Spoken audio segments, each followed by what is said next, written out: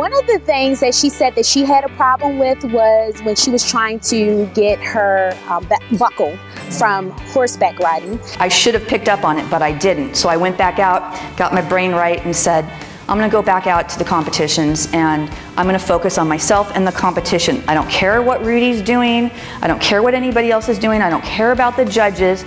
Luke and I have a goal. This is my goal for this competition. I'm going to do this, I'm going to do that, I'm going to do this. First one out, I got first place. That's how she won her buckle, and I think that's how all stagers or anybody in the business industry will become successful. It's focus on who they are in their business model. If you're riding your horse and you're trying to get from point A to point B and you look over here, sometimes you might fall off. So you really lose your focus. You end up falling off of your own goals when you are focused on areas that you don't want to be. So you have to constantly try to regain your focus. Because I'm scattered, I'm all over the place. Do I do vacant properties? Do I do lived-in properties? Where am I best suited to be? So if you focus on getting the consult and you do the walk and talk, you have virtually no overhead. I'm going to go back and I'm going to start in New York City and I'm going to do lived-in properties and I'm going to start exercising what I've learned here from Shell today and realize, is that my focus? Is that the place that I'm best suited to start, as she suggested? Question is, does your brand limit you to what you're able to do? So is your brand reflective of your price range? So can you do a $200,000 home and then also be doing a $5 million home?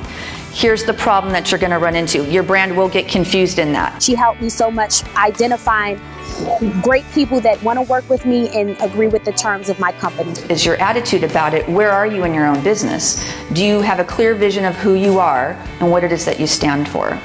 And if you don't, you got to figure it out. Sometimes that might mean bringing in a partner who has the other half of the brain.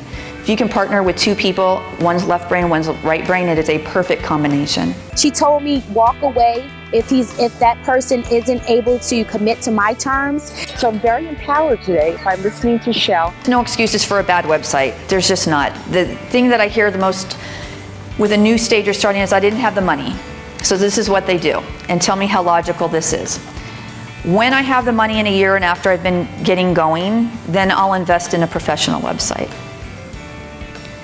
How are you going to get going in a year to be able to make enough money to invest in a professional website when your initial website is the first impression that everybody's getting of you and it's not fantastic? Just like we stage, the first impression is the last impression. And Shelly, she really drills a hole in us to make sure that we actually have our company represented to reflect what it is that we're trying to do. And that's empowering me to really get going and not live in fear, because fear will trip you up every time.